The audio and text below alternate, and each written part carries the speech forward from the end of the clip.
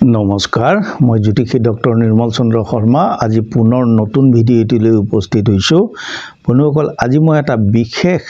এটা যোগ সৃষ্টি কৰিছে য'ত নেকি শুক্ৰ আৰু কেতু গ্ৰহ এই দুইটা গ্ৰহই জ্যোতি বান্ধি এটা বিশেষ যোগৰ সৃষ্টি কৰিছে আৰু সেই যোগটোৰ বিষয়ে ক'বলৈ বিচাৰিছো বন্ধুসকল কোন ৰাশিৰ ওপৰত কেনে ধৰণৰ অশুভ প্ৰভাৱ পৰিব পাৰে বা ঠিক তেনে ধৰণৰ বন্ধুসকল গ্ৰহবোৰে যেতিয়া গোচৰকালীনভাৱে অৰ্থাৎ ৰাশি চক্ৰত যেতিয়া পৰিভ্ৰমণ কৰি থাকে তেতিয়া কোনোবাটো গ্ৰহই সময় অনুযায়ী একোটা শুভ যোগৰ সৃষ্টি কৰে আৰু কেতিয়াবা অশুভ যোগৰো সৃষ্টি কৰে বন্ধুসকল এনে ধৰণৰ পৰিঘটনা প্ৰায় ঘটি থাকে আৰু সেই তেনে ধৰণৰ এটা বিশেষ এটা অশুভ যোগ বুলি ক'ব লাগিব ঠিক তেনে ধৰণৰ এটা অশুভ যোগৰ সৃষ্টি কৰিব শুক্ৰ গ্ৰহই কেতু যুক্ত হৈ পলা আৰু এটো হৈছে আগষ্ট মাহৰ 25 তাৰিখ অৰ্থাৎ এই সমাগত হল এই 25 আগষ্টৰ পৰা এই যুগৰ সৃষ্টি কৰিব শুক্ৰ গ্ৰহই 18 ছেপ্টেম্বৰলৈকে মুঠ হ'ব 25 দিনৰ বাবে এই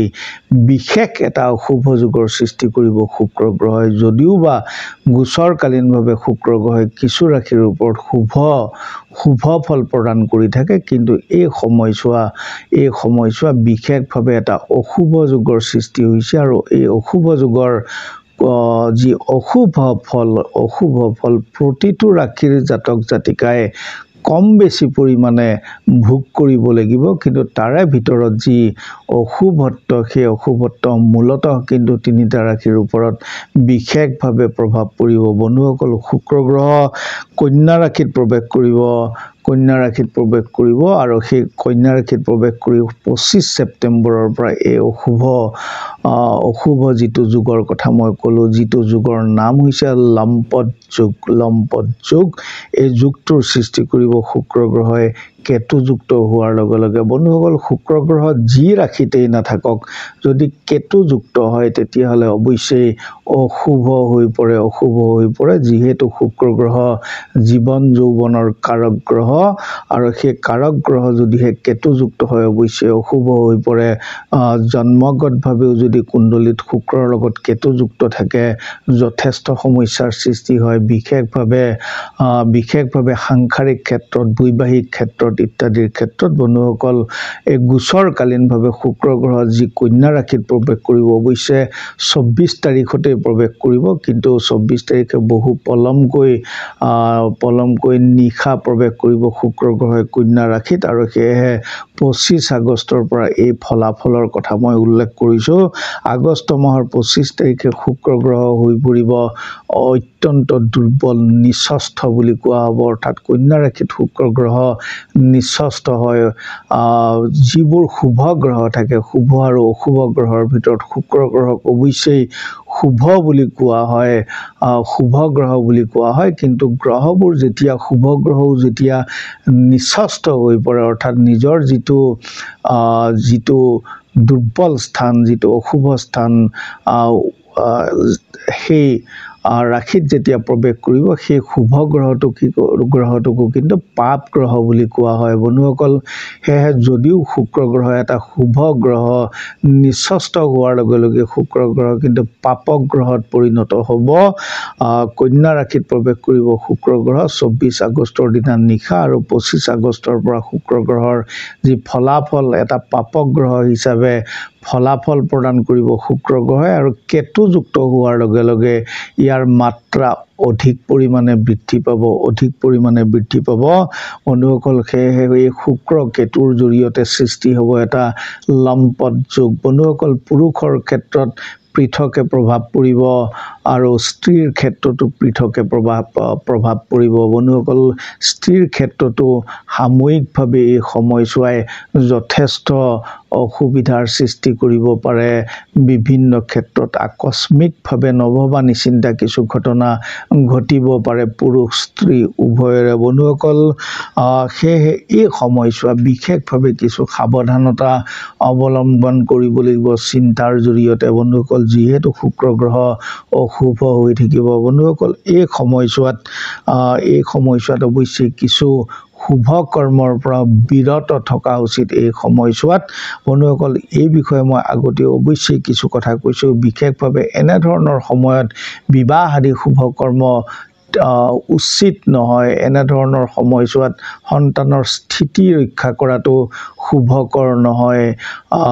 এই সময়ছোৱাত বিশেষভাৱে এনেধৰণৰ ক্ষেত্ৰত সাংসাৰিক ক্ষেত্ৰত বা বিবাহৰ ক্ষেত্ৰত বেছি নিকট হৈ পৰাটো উচিত নহয় বন্ধুসকল বন্ধুত্বৰ ক্ষেত্ৰতো বেছি নিকট হোৱাটো উচিত নহয় এনেধৰণৰে কিছু কৰ্মৰ পৰা অৱশ্যেই বিৰত থকা উচিত বন্ধুসকল শুক্ৰ গ্ৰহ কন্যা ৰাশিত প্ৰৱেশ কৰাৰ লগে লগে গোচৰকালীনভাৱে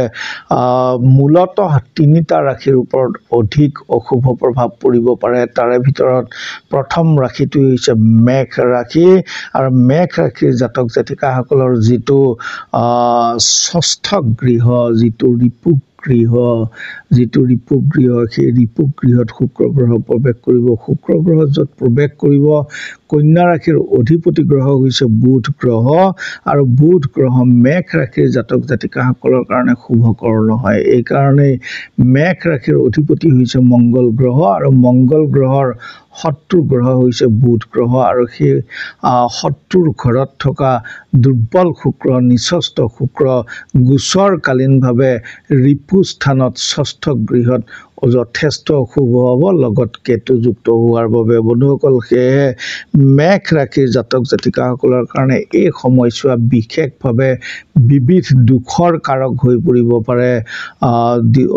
25 আগষ্টৰ পৰা ছেপ্টেম্বৰ মাহৰ 18 তাৰিখলৈকে বন্ধুসকল দ্বিতীয় ৰাশিটো হৈছে মীন ৰাশিৰ জাতক জাতিকাসকলৰ যিটো দাম্পত্য গৃহ যিটো বিবাহ গৃহ সেই দাম্পত্য গৃহত বিবাহ গৃহত প্ৰৱেশ কৰিব দুৰ্বল শুক্ৰ কেতুযুক্ত হ'ব অত্যন্ত অশুভ হৈ পৰিব এই সময়ছোৱা আৰু মীন ৰাশিৰ জাতক জাতিকাসকলৰ ক্ষেত্ৰতো গুৰু বৃহস্পতি হৈছে মীন ৰাশিৰ অধিপতি আৰু কন্যা ৰাশিৰ অধিপতি হৈছে বুধ গ্ৰহ আৰু সেই বুধ গ্ৰহ আৰু বৃহস্পতিৰ মাজতো কিন্তু শুভত্ব নাই বন্ধুসকল সেয়েহে শুক্ৰ গ্ৰহ যি কন্যা ৰাশিত বুধ গ্ৰহৰ ৰাশিত প্ৰৱেশ কৰি দুৰ্বল হৈ পৰিব মীন ৰাশিৰ জাতক জাতিকাসকলৰ সপ্তম গৃহ দাম্পত্য গৃহ আৰু সেয়েহে মীন ৰাশিৰ জাতক জাতিকাসকলৰ এই সময়ছোৱা শুভ বুলি ক'ব নোৱাৰি মীন ৰাশিৰ জাতক জাতিকাসকলৰ বিপৰীত লিংগৰ দ্বাৰা ক্ষতি হোৱাৰ সম্ভাৱনা যথেষ্ট আছে এই সময়ছোৱাত যথেষ্ট বেছি বন্ধুসকল ইয়াৰ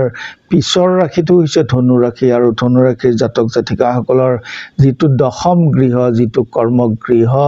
সেই দশম গৃহত এই দুৰ্বল শুক্ৰই কেতুযুক্ত হৈ যি অশুভ যুগৰ সৃষ্টি কৰিছে এই সময়ছোৱা ধনু ৰাশিৰ জাতক জাতিকাসকলৰ কাৰণে শুভকৰ নহয় এইকাৰণে ধনু ৰাশিৰ অধিপতি হৈছে গুৰু বৃহস্পতি আৰু গুৰু বৃহস্পতি আৰু শুক্ৰৰ মাজত মতানৈক্য আছে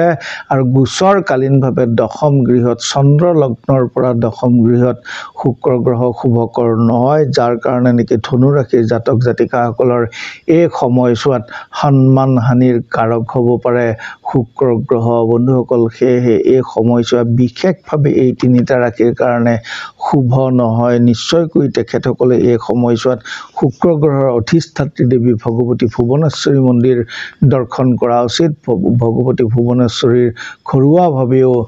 পূজা অৰ্চনা কৰিব পাৰে শুক্ৰ গ্ৰহৰ বিভিন্ন ধৰণৰ প্ৰতিকাৰ কৰিব পাৰে নিশ্চয়কৈ বন্ধুসকল শুভ ফল লাভ কৰিব খুব থুলমূলকৈ মই শুক্ৰ গ্ৰহই যি অশুভ লম্পট যুগৰ সৃষ্টি কৰিব সেই বিষয়ে মই কিছু কথা ক'লোঁ বন্ধুসকল এনেধৰণৰ ভিডিঅ'সমূহ পাই থাকিবৰ কাৰণে অৱশ্যেই এই চেনেলটো ছাবস্ক্ৰাইব কৰিব যদি ভাল লাগিছে নিশ্চয়কৈ লাইক কৰিব শ্বেয়াৰ কৰিব পৰৱৰ্তী ভিডিঅ'সমূহ অৱশ্যেই চাই থাকিব ধন্যবাদ